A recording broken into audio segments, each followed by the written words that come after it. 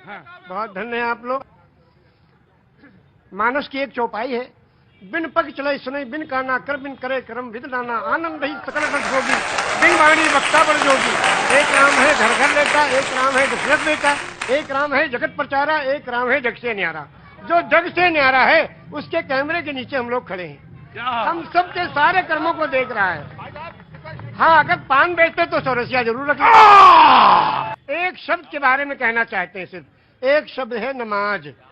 वाह, सभी लोग जानते हैं, मुस्लिम कम्युनिटी के लोग नमाज पढ़ते हैं। ये निवेदन करना चाहता हूं कि ये शब्द नमाज भाषा कौन सी है, इंग्लिश है कि उर्दू है कि अरबी है कि क्या है, ये भाषा कौन सी है? ये अगर चौरसिया जी बता दें तो उनका अभिनंदन है। बहुत सुंदर। आज तो आपने लगता भिगो भिगो के देना तय कर लिया है। मौसम नहीं है भीगने वाला। ये लखनऊ है भैया। हाँ जी, अरे मुझे मालूम है उनको, मैं जानता हूँ, पांडे जी हैं वो जी, वो पांडे जी हैं, मुझे मालूम है। मैं पांडे तो मैं भी हूँ। ब्रह्म जो सो जाने ब्राह्मण, जिसको ब्रह्म का ज्ञान हो वही ब्रह्मण। ब्राह्मण को ऊपर से तो आपने कहा जहाँ पे आपने छोड़ी थी बात वो। हाँ, शब्द है नमाज। नमाज जी, एक शब्द है और ये प्योर संस्कृत का शब्द है।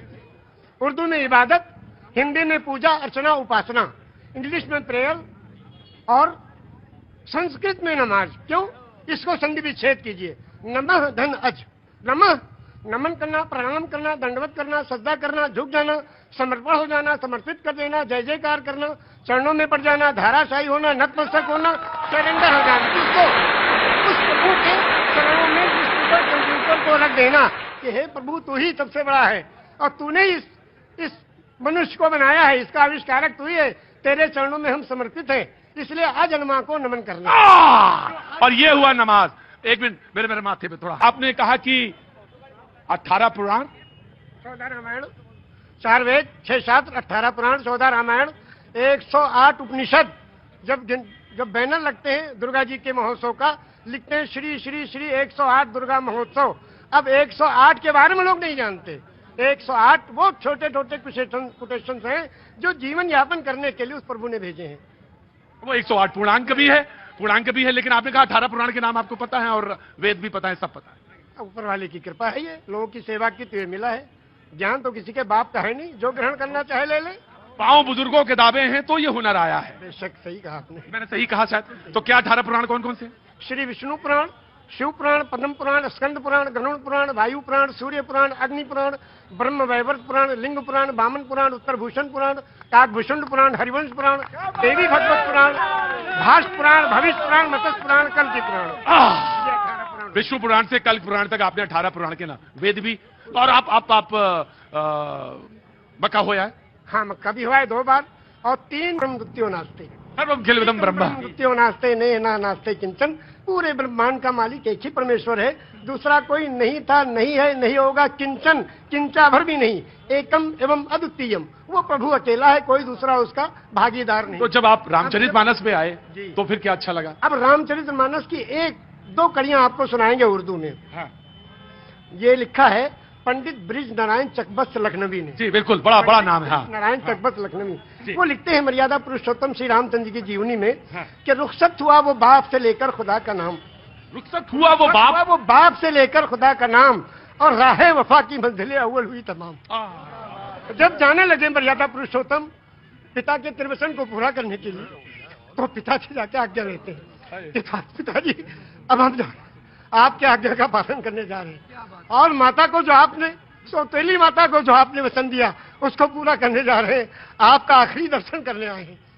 तो उस वक्त का दर्शन वो लिखते हैं कि रुखसत हुआ वो बाप से लेकर खुदा का नाम, और राहे वफा की मंजिलें अव्वल हुई तमाम। पहली मंजिल खत्म हुई और बाप से आज्ञा लेके और वनवास के लिए जा रहे हैं। और जब माता जी के पास गए तो उनसे जब पूछना चाहा तो उसमें लिखते हैं कि माता कौशल्या जी सिर्फ देखती रही, और जब उससे पूछा, उनसे इजाजत ली, तो कहने लगी कि मैं खुश हूं, फूंक दे कोई इस तक तो ताज को, और तुम ही नहीं तो आग लगाऊंगी राज को।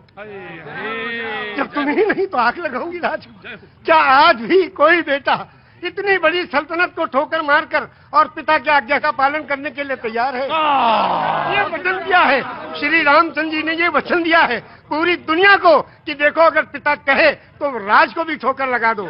उस जमाने में ये था कि बड़ा बेटा वही उत्तराधिकारी होता था, सब छोड़ के चले गए। क्या आज भी कोई बेटा है?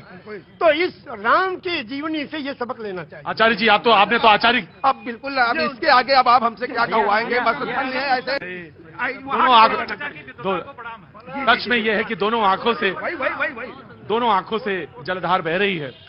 और शायद निषाद राज ने भगवान के जब चरण पखारे होंगे तो शायद यही रहा होगा दृश्य। निषाद राज ने यही पूछा हाँ, जब गए, हाँ, जो उत्तराधिकारी हुए थे हाँ। और तलाश करते गए, निषाद राज ने पूछा प्रभु आप कहाँ?